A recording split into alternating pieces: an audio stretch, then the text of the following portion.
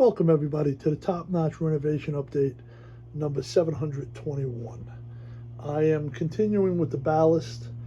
So far I've used two 25-pound bags of poultry grit, which is crushed granite.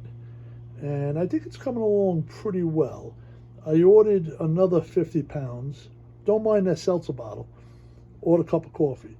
I ordered another 50 pounds of it, and I'm going to continue it down. So far, I am about half the layout. This is about half the layout right here. I still have the other half to do all the way down there.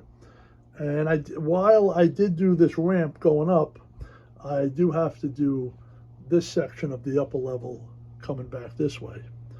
So I figure another 50 pounds of this stuff should do it. And for those of you who don't know how to do it, I'm laying it down, and then I'm using a spray of isopropyl alcohol, and then I spray 1 part glue, 1 part water.